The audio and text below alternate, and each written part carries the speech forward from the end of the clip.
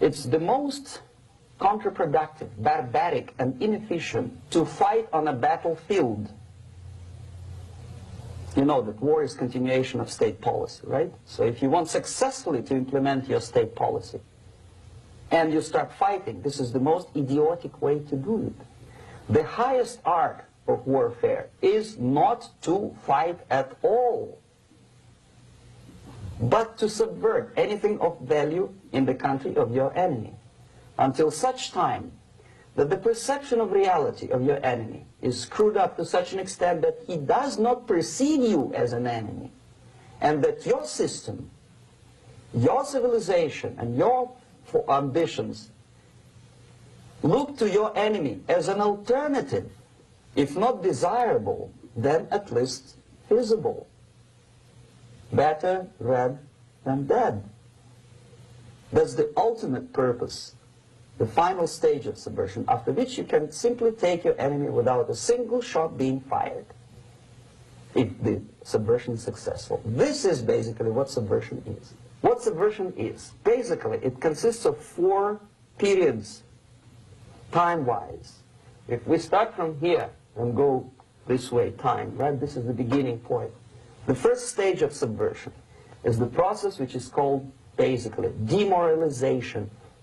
It says for itself what it is.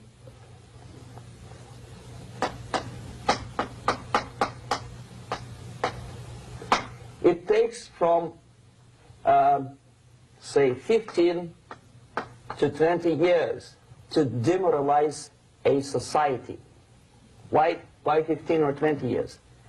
This is the time sufficient to educate one generation of students or children. One generation, one lifetime span of a person, a human being, which is dedicated to study, to shaping up the outlook, ideology, personality.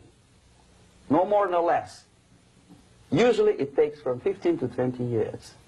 What it includes? It includes influencing, or by various methods, infiltration, propaganda methods, direct contacts, doesn't really matter. I will describe them later. Of various areas where public opinion is formulated or shaped. Religion, educational system, social life, administration, law enforcement system, military, of course, and labor and employer relations, economy.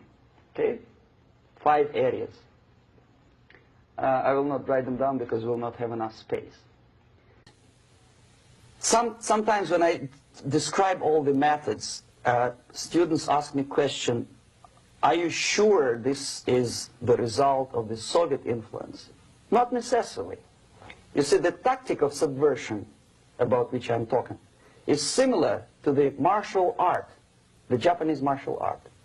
If some of you are familiar with that tactic, probably you will remember that if an enemy is bigger and heavier than yourself, it would be very painful to resist his direct strike.